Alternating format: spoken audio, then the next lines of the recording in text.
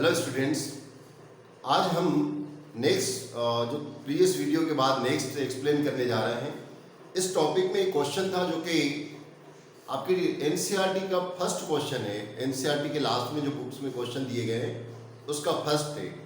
मुझे उसका भी एक्सप्लेनेशन करना था, इसलिए टाइम को देखते हुए मैंने क्वेश्चन का आंसर अभी हाफ लिखा है और क्वेश्चन को भी मैंने इस तरीके से लिखा है। आप फर्स्ट क्वेश्चन को देखिएगा। फर्स्ट क्वेश्चन में यहाँ पर रीड भी करके बता देता हूँ कि an object experience a net zero external unbalance force.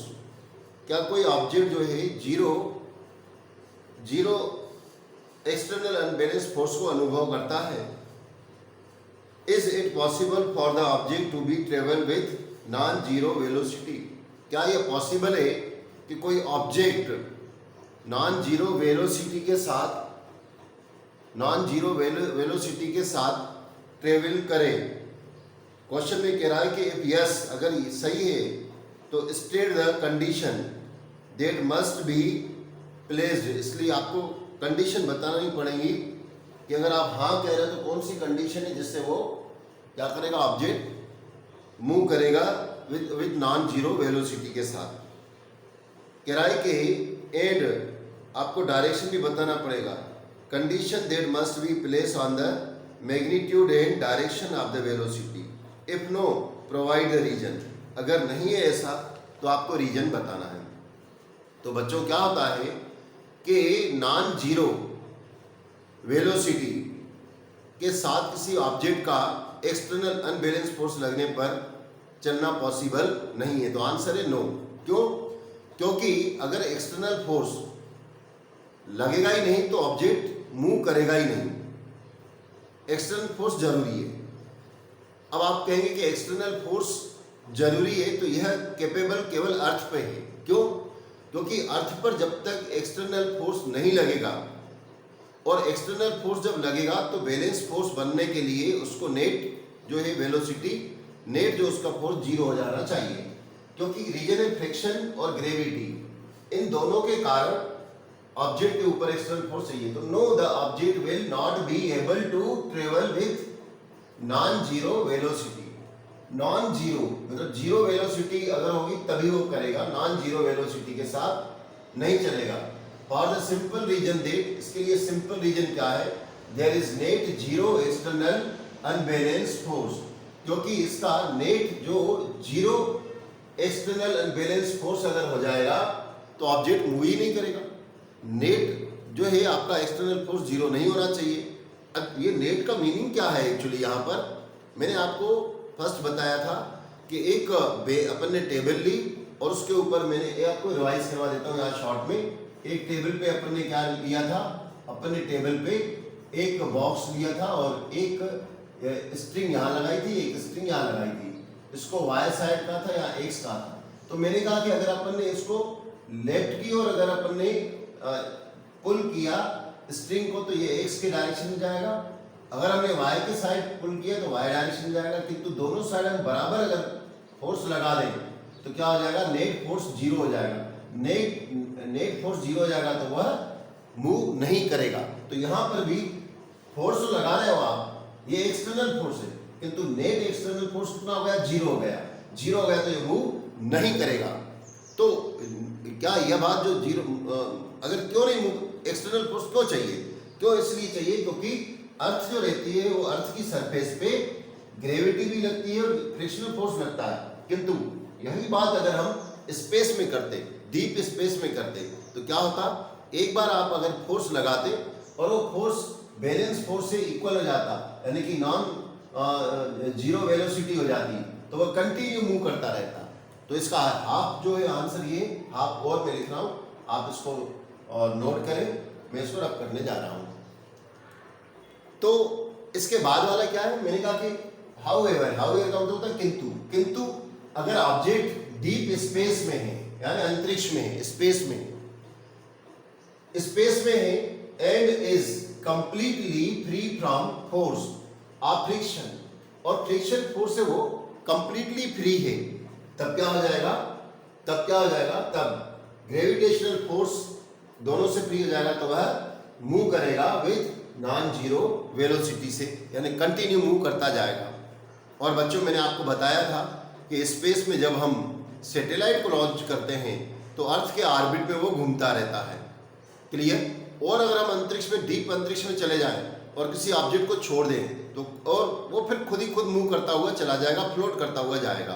अगर आपने एक एक्सटर्नल फोर्स लगा दिया और वो बैलेंस फोर्स के इक्वल हो जाएगा, तो नेट फोर्स क्या हो जाएगा? जीरो हो जाएगा और वो नॉन जीरो वेलोसिटी के साथ मूव करता हुआ चला जाएगा। अब यह नॉन जीरो वेलोसिटी क्यों की गई?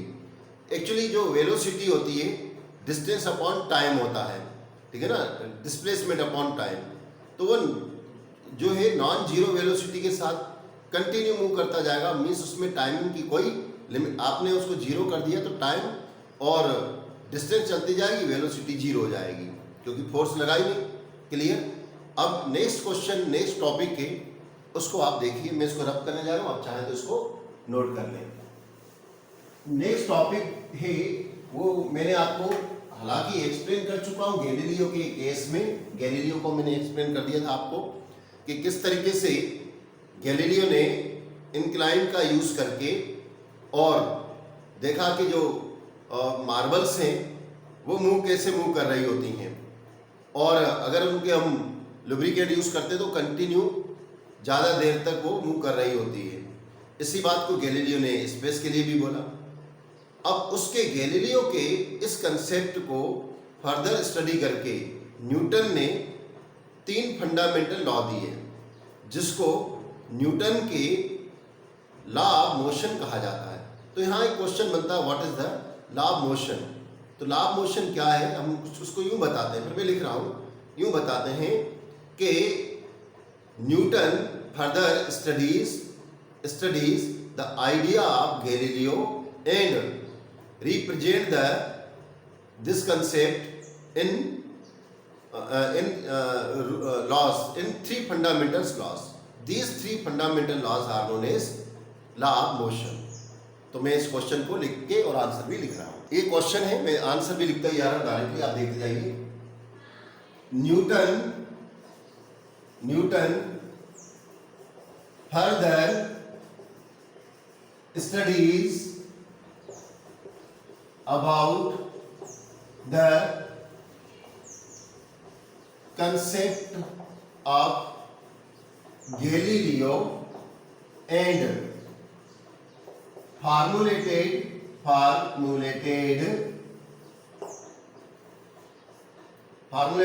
इसके बारे में, formulated motion and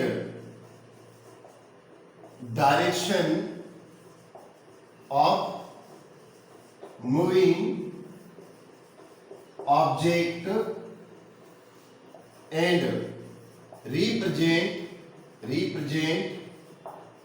as the fundamental law, fundamental 3 laws, fundamental 3 laws के अकॉर्डिंग दिया। These laws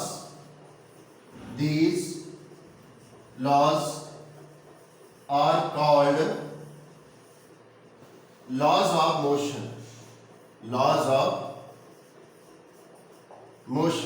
तो हमारा अगर क्वेश्चन है तो what is the law of motion, तो हम कैसे बताएंगे कि न्यूटन ने फर्दर स्टडी की about the concept of Galileo and formulated motion and direction of moving object and represent as the fundamental 3 laws. These 3 laws are known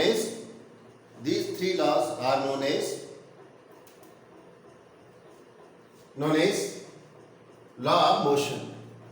आप चाहें तो इसको भी नोट कर लें, फिर अपन एक एक लॉ को देखने जा रहे हैं। क्लियर? न्यूटन का फर्स्ट लॉ क्या कहता है? न्यूटन का फर्स्ट लॉ क्या कहता है? न्यूटन का फर्स्ट लॉ कहता है कि कोई ऑब्जेक्ट अगर रेस्ट में है, मान लेते हैं कि सपोज कोई स्टोन है, ये अगर फुटबॉल है, ये फुटबॉल को मान लेते हैं, कोई भी बॉल मान लेते हैं, ये बॉल है।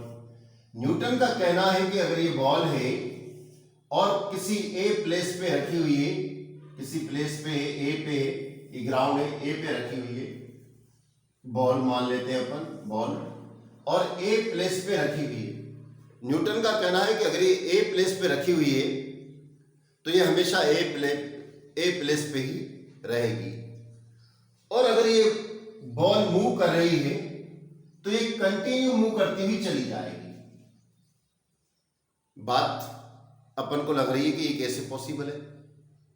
अगर हम एक बॉल को रख रहे हैं तो हमेशा वहीं पर रहेगी। चलिए, हमने उसको, अगर वो मूव कर रही है तो हमेशा मूव करती रहेगी। तो हमने उसको एक किक मारा, बॉल मूव करने लगी, इसलिए बॉल मूव करने लगी, तो क्या हमेशा मूव करती जाएगी?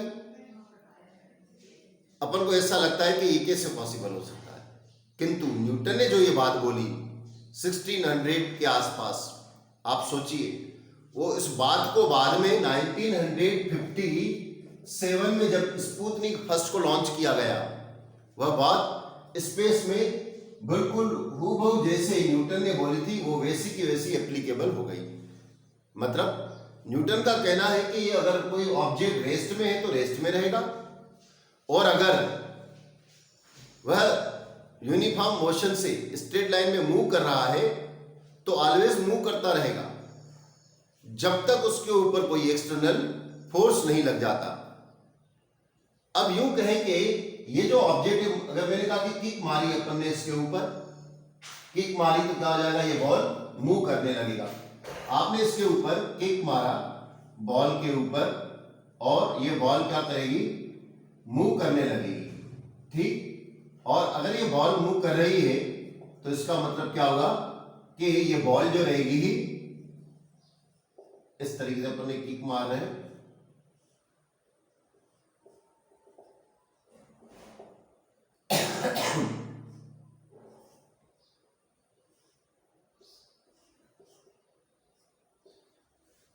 तो बॉल मूव करती जाएगी। अब ये रुक क्यों रही है, तो इसमें दो फोर्स लग रहे हैं रुकने के कारण। स्टॉप, यहां पर सपोज ये आ गई और यहां पर आके ये बी पे आके रुक गई। बी पे क्यों रुकी, क्योंकि दो फोर्स इसके ऊपर एग्जर्ट हो गए। कौन कौन से, एक तो फ्रिक्शन फोर्स जो कि अर्थ ने लगाया, दूसरा ग्रेविटी फोर्स लग गया, इसलिए रुक गई। अदरवाइज ये क्या, तो ये दोनों क्या हो गए फोर्स, ये दोनों इसके लिए एक्सटर्नल फोर्स हो गए।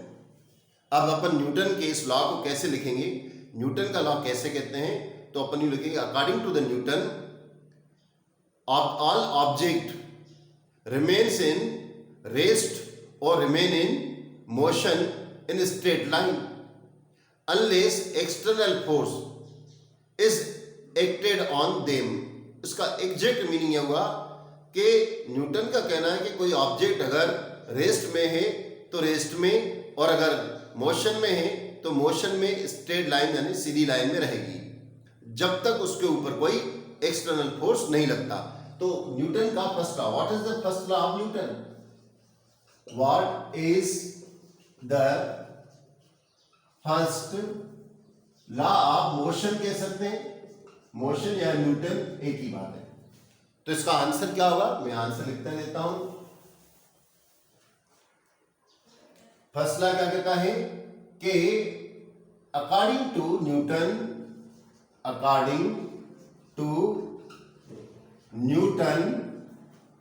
एन ऑब्जेक्ट, कोई एक ऑब्जेक्ट जो है क्या करेगा, रिमेन इन रेस्ट और यूनिफॉर्म मोशन में रहेगा, है ना, uniform motion in straight line, यहां स्ट्रेट लाइन क्यों बोला गया है, क्योंकि अगर वो टर्न लेगा तो उसकी वेलोसिटी चेंज हो जाएगी, उसमें एक्सीलरेशन प्रोड्यूस हो जाएगा, इसलिए कह रहा है कि वो सीधा जाएगा तो सेम वेलोसिटी के साथ जाएगा, तो स्ट्रेट लाइन में चलेगा unless external force is not acted on an object. कोई ऑब्जेक्ट तब तक रेस्ट में रहेगा या तब तक मोशन में रहता है जब तक उसके ऊपर कोई एक्सटर्नल फोर्स नहीं लगता। हम इसको कुछ इस तरीके से ही बता सकते हैं, दूसरे तरीके से ऑल ऑब्जेक्ट रेजिस्ट यानी कि विरोध करते हैं, रेजिस्ट क्या करेंगे, resist the change their position, अपनी पोजीशन को चेंज नहीं करना चाहते हैं।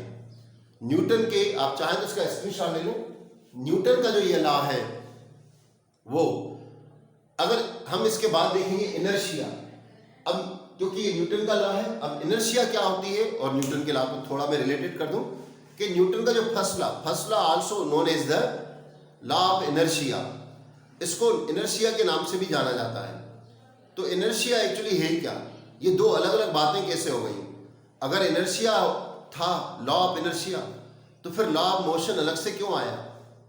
इसका आंसर यह है कि इनर्शिया का मीनिंग यहां पर एक वर्ड से आप जानिए कि कोई ऑब्जेक्ट अगर रेस्ट में है तो रेस्ट में रहेगा और अगर ऑब्जेक्ट मोशन में है तो मोशन में रहेगा, इसको कहा जाता है इनर्शिया।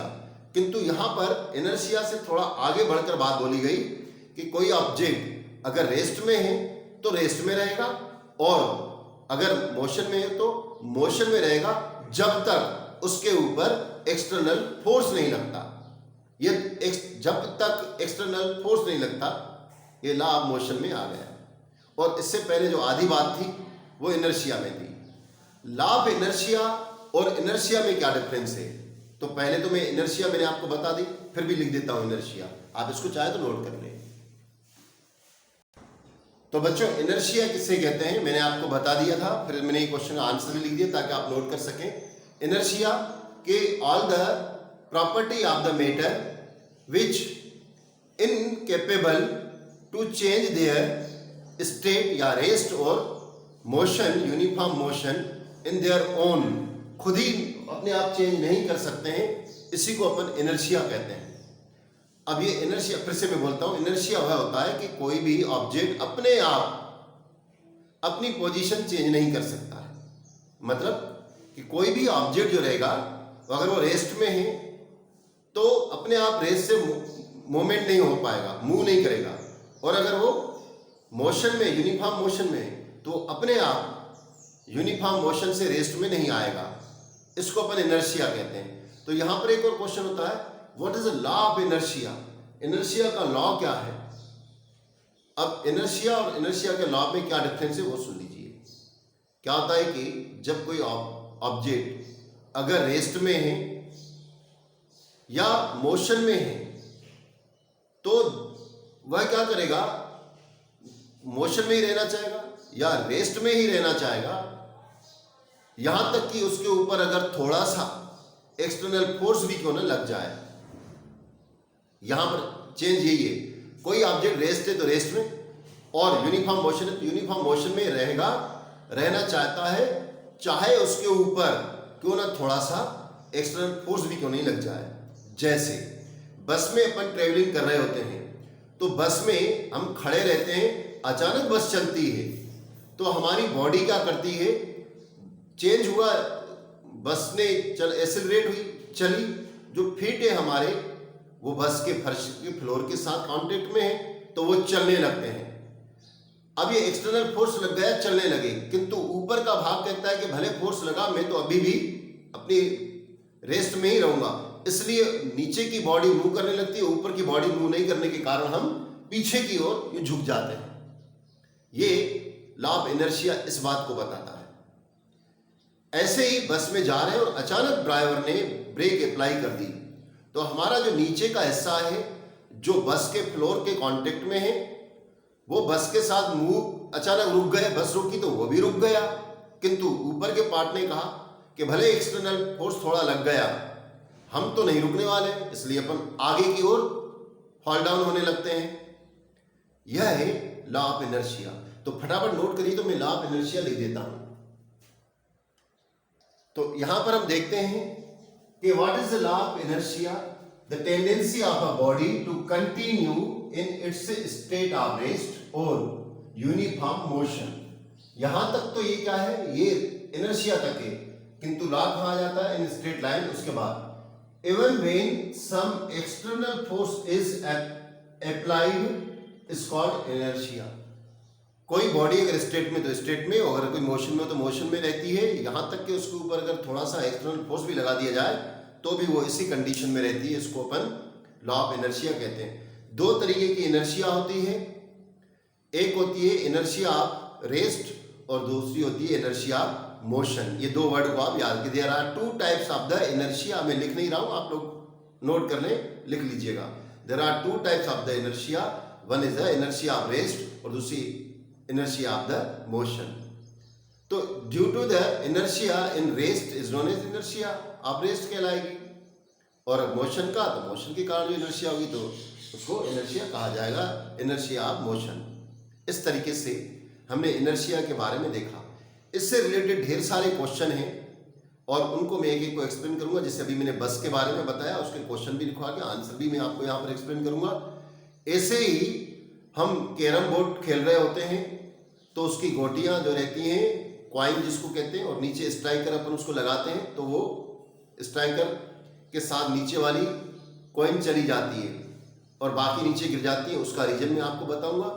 इसके अलावा अगर किसी ब्लैंकेट को साफ करना होता है तो उसको अपन क्या करते हैं, उसको अपन मूवेबल कर देते हैं। किसी स्टिक अपन मार रहे होते हैं तो वो साफ हो जाता है। क्यों? ढेर सारे रिलेटेड जो कि क्वेश्चन हैं और फिनोमिनन हैं जो कि इनर्शिया से रिलेटेड हैं, वो आपको नेक्स्ट मेरे वीडियो में मिलेंगी। Thank you, have a nice day.